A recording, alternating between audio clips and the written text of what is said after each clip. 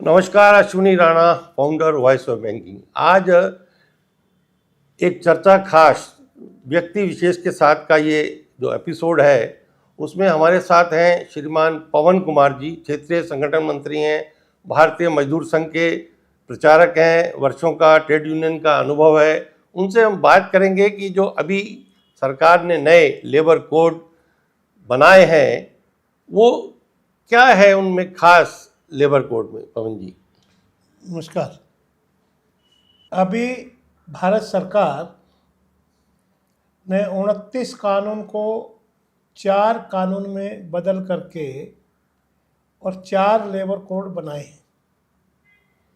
इसकी अगर मैं पृष्ठभूमि की बात करूं तो बहुत पहले से ट्रेड यूनियन मूवमेंट की एक मांग थी कि वर्तमान के कानून पुराने हो गए हैं, कुछ बदलाव चाहिए। और उसी आधार पर सेकंड कमीशन ऑन लेबर, जिसकी रिकमेंडेशन 2001 में आई, जिसके चेयरमैन श्री रविंद्र वर्मा जी होते थे, उन्होंने भी कहा था कि वर्तमान के जो कानून हैं ये 7% मजदूरों को ही कवर करते हैं, 7% वर्कफोर्स इससे कवर होती है। तो असंगठित क्षेत्र का जो 93% वर्कफोर्स है, उसके लिए कानून सरकार को बनाने चाहिए। उसी कड़ी में को देखते हुए सरकार ने उस रिकमेंडेशन के बाद और 2015 तक कुछ भी नहीं किया। 2015 के बाद वर्तमान सरकार ने श्रम कानूनों के बदलाव पर चर्चा की।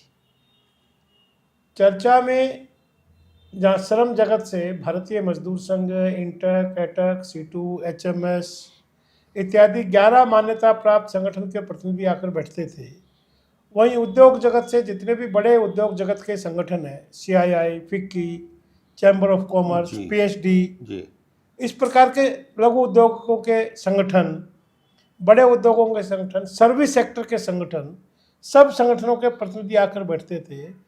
और इस प्रकार की सरकार ने 41 बैठकें की।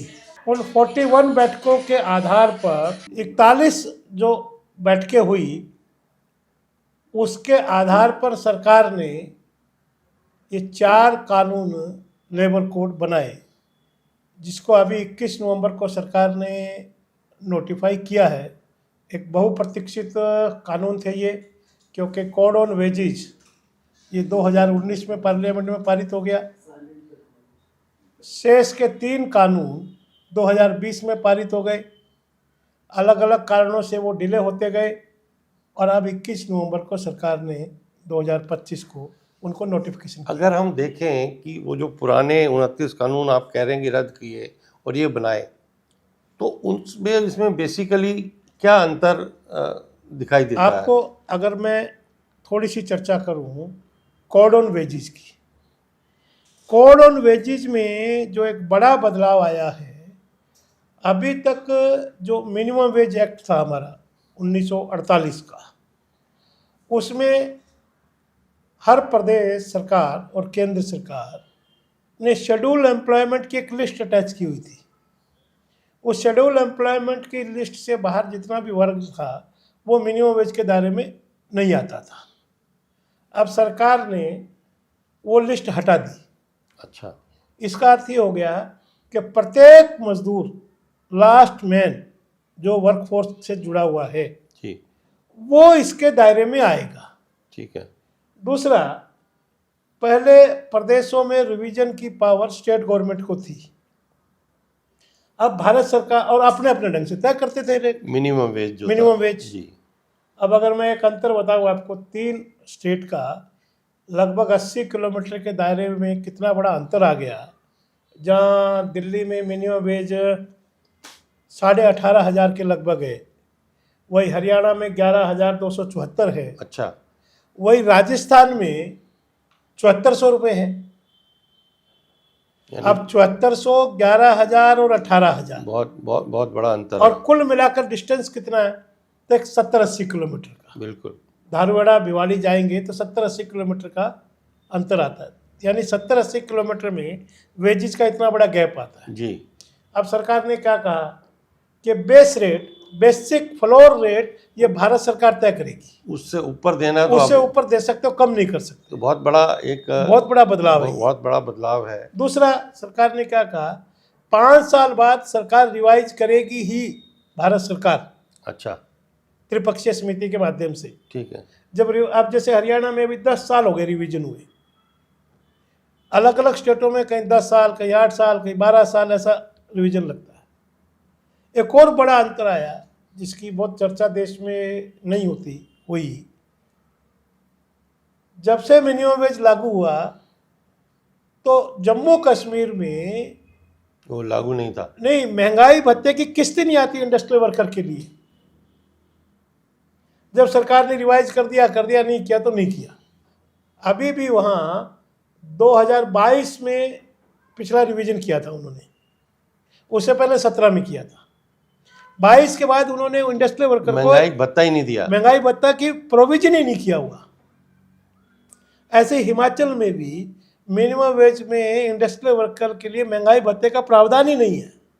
लेकिन इतना सारा कुछ होते हुए कुछ लोग इसका विरोध क्यों कर रहे हैं? यानी वो मतलब वो टोटल रिजेक्ट करने की बात करते हैं और मजदूर संघ जो है वो इसका समर्थन करता है, पक्ष में करता है। तो ऐसा क्यों है? नहीं, मजदूर संघ अकेला समर्थन नहीं कर रहा। हाँ मजदूर संघ के साथ 13 और संगठन हैं जी, जो इसका समर्थन कर रहे हैं जी। जैसे TUCC है, NFITU है, NLO है। इस प्रकार के अलग अलग क्षेत्र स्तर पर काम करने वाले, अखिल भारतीय स्तर पर काम करने वाले कुछ फेडरेशंस हैं जी, असंगठित क्षेत्र की, वो इसका समर्थन कर रही हैं। विरोध करने वालों के पीछे ज़्यादा कारण राजनीतिक दिखता है, पॉलिटिकल कारण ज़्यादा दिखता है। राजनीतिक कारण से वो विरोध करते हैं। और मैं अगर ईमानदारी से बताऊं, अगर विरोध किसी का आज करना हो ट्रेड यूनियन मूवमेंट को ईमानदारी से, तो केरल सरकार का विरोध करना चाहिए। ऐसा क्यों है? क्योंकि जहां हिमाचल में ट्रेड यूनियन के रजिस्ट्रेशन की फीस 5 रुपये है, हरियाणा में 25 रुपये है, अच्छा, दिल्ली में 25 रुपये है, अलग अलग प्रदेशों में 25-50 रुपये से ज़्यादा नहीं है। वहाँ अभी 3 महीने पहले केरल सरकार ने रजिस्ट्रेशन की फीस 10,000 रुपये कर दी।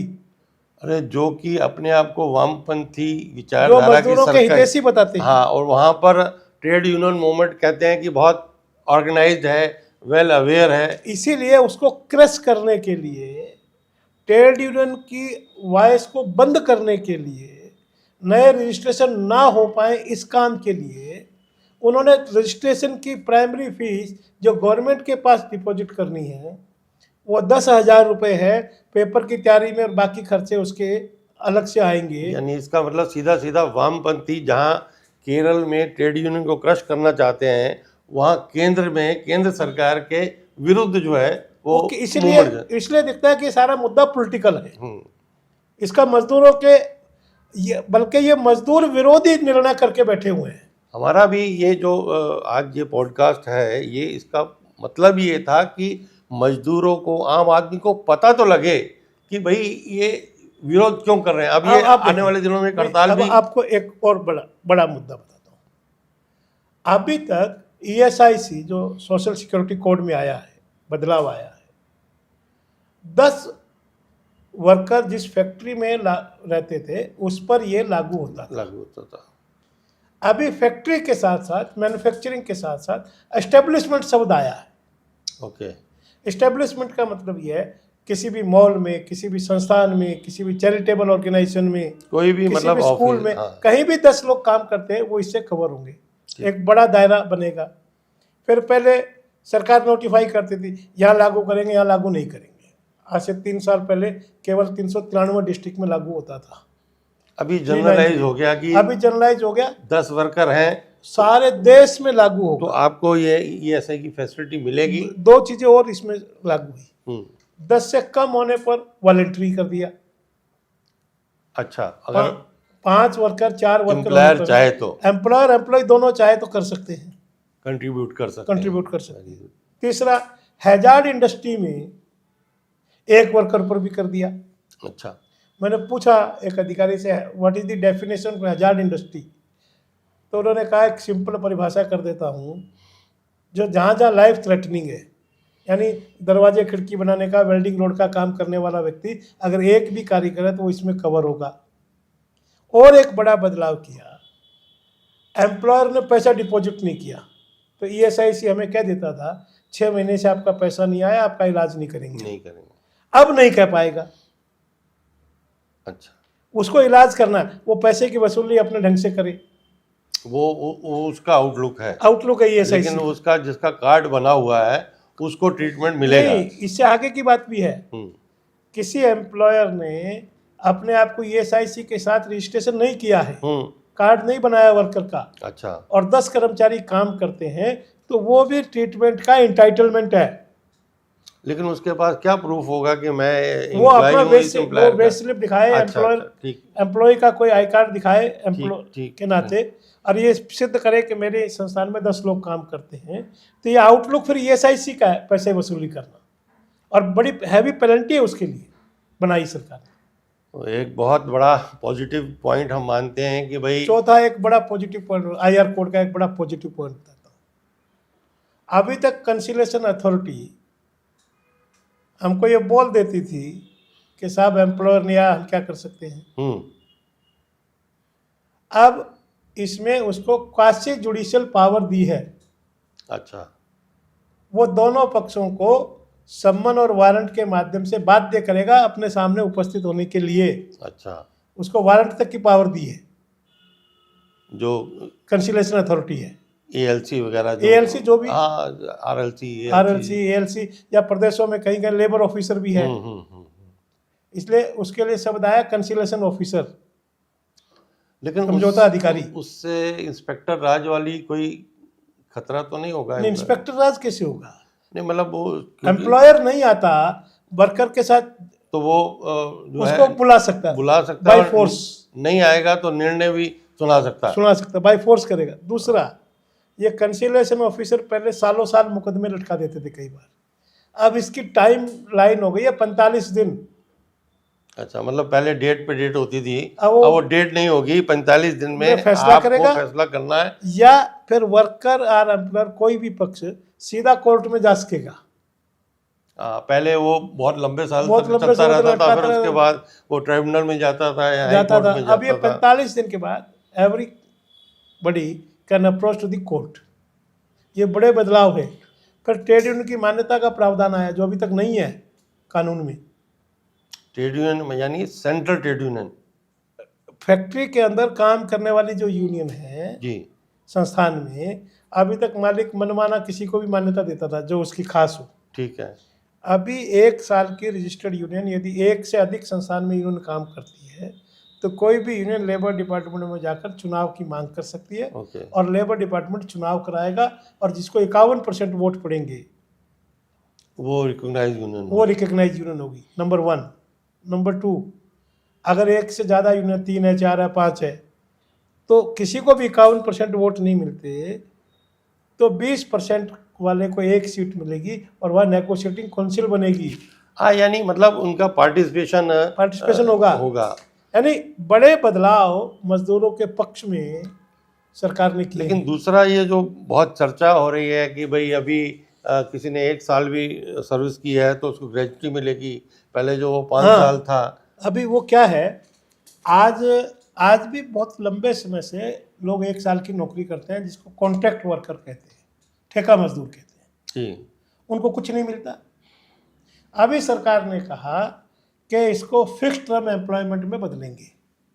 अच्छा, और फिक्स टर्म वाले को 1 साल के बाद ग्रेचुटी का वो हकदार हो जाएगा, और 180 दिन काम करने के बाद EL का हकदार हो जाएगा। मतलब उसको छुट्टियां मिलेगी जिसको वो EL इन कैश करा सकता है। इन कैश करा सकता है 15 दिन की। फिर एक और बड़ा बदलाव आया, गिग वर्कर। आज एक बड़ी इकोनॉमी है, बहुत बड़ी इकोनॉमी बन गई है जी। आज तक गिग वर्कर के लिए कोई कानून नहीं है।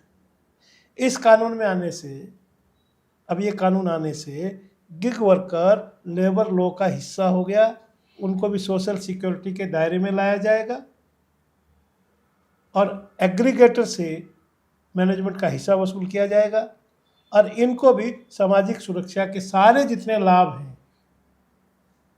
वो इसको मिलेंगे। आपको और बताऊं मैं, आपको उसमें इंटरेस्ट होगा, ज़्यादा अच्छा लगेगा आपको। आज सरकार ने अलग अलग सेक्टर में बहुत सारे मित्र बना दिए, जी बैंक मित्र, कृषि मित्र, आरोग्य मित्र, अलग अलग प्रकार के बहुत सारे मित्र बना दिए। इनको 4,000, 5,000, 6,000 रुपया मिलता है इनको। ये सारे मित्र जितने भी हैं मिनिमम वेज के दायरे में आएंगे, अच्छा, सोशल सिक्योरिटी के दायरे में आएंगे। तो बहुत बड़ा बदलाव जैसे पवन जी बता रहे हैं कि सरकार के इन लेबर कोड्स के कारण मजदूरों को मिलने वाला है, वर्कर को मिलने वाला है, एम्प्लॉइज़ को मिलने वाला है, फिर भी ये वामपंथी ट्रेड यूनियन इसका विरोध कर रही हैं। तो ये वर्कर तक ये बात पहुंचाने की ज़रूरत है कि भाई इसके पीछे क्या है। इसे एक और मुद्दा है पवन जी कि नहीं, भाई एक बात बीच में हाँ, इसीलिए भारतीय मजदूर संघ सहित जिन 14 संगठनों की मैंने जिक्र किया, इन सब ने मिलकर के देश भर में दिसंबर के 15 से लेकर 31 तक जी अवेयरनेस पखवाड़े का कार्यक्रम चलाया हुआ है। अच्छा, चलाया हुआ है, बहुत बढ़िया है। हम जगह जगह जाकर छोटी बड़ी वर्कशॉप, छोटी बड़ी मीटिंग, ये सारे देश भर में चल रही है, ऑर्गेनाइज सेक्टर में, अनऑर्गेनाइज सेक्टर में। अब आंगनबाड़ी वर्कर भी, स्कीम वर्कर भी ग्रेचुटी एक्ट में कवर हो गई। अच्छा, पहले कुछ नहीं मिलता पहले था। कुछ नहीं मिलता था। हम्म। अब इनको तकलीफ है कि इसको ग्रेचुटी क्यों मिल जाएगी। अरे भाई, महीना वो 40 साल 35 साल नौकरी करती है बेचारी, काम करती है, रिटायरमेंट के समय कुछ तो मिलना चाहिए उसको भी। लेकिन ये सारी जब बातचीत चल रही थी एम्प्लॉयर के साथ, एम्प्लॉयर ईमानदारी से ये सब कुछ देने के लिए तैयार थे या सरकार ने दबाव डालकर? ट्रेड यूनियन का अपना दबाव है, एम्प्लॉयर की जो सोशल रिस्पॉन्सिबिलिटी है, सामाजिक जिम्मेदारियां, बार बार बैठकों में उसके माध्यम से उनको रियलाइज कराया गया। ओके। कि भाई देखो, अगर आर्थिक चक्र अगर चलाना हो तो आप इसको सोशल रिस्पॉन्सिबिलिटी के नाते इसको स्वीकार करिए जी कि आपको देना है। उनके भाव जगाए गए सामाजिक सुरक्षा के नाते, मिनिमम वेज के नाते। उनको ये बताया गया कि आर्थिक चक्र कैसे चलेगा। जी अगर मजदूर की परचेजिंग पावर बढ़ेगी बिल्कुल। तो आर्थिक चक्र चलेगा, अगर परचेजिंग पावर नहीं बढ़ेगी तो आर्थिक चक्र भी नहीं चलेगा। ये भाव जगाए गए और उनको। अब देखिए, एक बेसिक बात और होता था, पहले क्या था, आपने भी ट्रेड यूनियन में काम किया तो इंडस्ट्रियल डिस्प्यूट एक्ट था, यानी विवाद होगा तो कानून आएगा। बिल्कुल। अब इसको क्या कहा, इंडस्ट्रियल रिलेशन, डिस्प्यूट की जगह पर डिस्प्यूट की जगह संबंध आ गए। और जब मेरे आपके संबंध है तो अलग ढंग का व्यवहार होता है, मेरे आपके बीच में विवाद है तो अलग ढंग का व्यवहार होता है। तो भाव जगाए गए एम्प्लॉयर्स के भी। नहीं, बिल्कुल। और उम्मीद की जाती है कि भाई इतना कुछ होने के बाद, और सरकार की भी इस समय इच्छा है कि चाहे कर्मचारी हो, चाहे आम ग्राहक हो, या कोई भी नागरिक हो, उसके हाथ में कुछ एडिशनल मनी, उसके हाथ में उसकी परचेजिंग पावर को बढ़ाना। क्योंकि देश की जो प्रगति है वो सिर्फ प्रोडक्शन से नहीं होगी, डिमांड से भी होगी। डिमांड तभी होगी कि जब आपके पास 2 पैसे फालतू होंगे, आप कुछ खरीदेंगे और आपकी कंजम्पशन बढ़ेगी, आपकी प्रोडक्शन बढ़ेगी, एम्प्लॉयमेंट जनरेट, मतलब मल्टीपल इसका इफेक्ट होता है। नहीं, एक विषय और बोलता हूँ, भारतीय मजदूर संघ ने इन बैठकों में लगातार एक प्रयास किया, लगातार। अब उसका परिणाम दिखाई देने लगा, सरकार की भाषा बदली है। सरकार पहले एक वाक्य बोलती थी, ईज ऑफ डूइंग बिजनेस। हम कहते थे, लगातार बातचीत हुई कि भाई ईज ऑफ डूइंग बिजनेस करोगे, ईज ऑफ लाइफ कब करोगे? जीवन कब आसान होगा? केवल व्यापार को ही आसान करते रहोगे क्या? लेकिन उन्होंने ईज ऑफ लिविंग की भाषा बोलनी प्रारंभ की है सरकार ने। अब प्रधानमंत्री के मुंह से, श्रम मंत्री के मुंह से, भिन्न भिन्न राज्यों के मुख्यमंत्री के मुख से ईज ऑफ लिविंग की, व्यक्ति के जीवन स्तर की बात होने लगी है। जीवन स्तर बढ़ना चाहिए। लेकिन उसके साथ फिर उन्होंने वो जो 100 वर्कर वाला मामला था कि 100 वर्कर है तो वो बंद हो सकती है यूनिट, अब वो 300 वर्कर पे कर दिया कि वो बिना कोई। बहुत अच्छा सवाल है। ये भारत के अलग अलग राज्यों ने बहुत पहले से करके रखा है। अच्छा, नया नहीं है। नया नहीं है। हाँ। हरियाणा में 2016 में हो गया, लेकिन ये इस कोड में आने से इस पे लोगों को इतना लगता है बवाल मच गया है। बवाल मचाने के। राजस्थान सरकार की अशोक गहलोत सरकार ने सबसे पहले किया। लेकिन ये उनके उसमें था, कानून में है। नहीं उनके अधिकार क्षेत्र में था कि हाँ वो था ना, क्योंकि लेबर कॉन्ट्रैक्ट लिस्ट में है। ठीक। तेलंगाना के आप आईडी एक्ट का उठाकर देखिए अमेंडमेंट। तो ये बीजेपी बात पटनायक को लोगों उठा के तक देखिए। जानी चाहिए। मैं ये कह रहा हूँ कि भाई आपने वो जब जो वो- अवेयरनेस शुरू की है हाँ, बहुत अच्छी बात है, उसमें जाते हैं। लेकिन पब्लिक को भी पता लगना चाहिए कि ये लोग क्यों एक चीज को जब मिसलीड करके लोगों का हरियाणा प्रचार कर रहे में, हैं। हरियाणा के बाकी संगठनों के जब लोग हमें मिले, बातचीत हुई, तो उन्होंने यही मुद्दा उठाया, 300 कर दिया जी, कॉन्ट्रैक्ट वर्कर का लाइसेंस 50 पर कर दिया जी। उन्होंने इसका विरोध किया। मैंने कहा भाई 2016 से हो गया।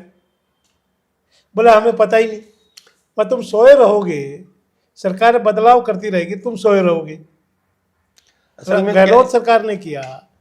तेलंगाना की जो रेड्डी सरकार है, रेवंत रेड्डी, इसने किया।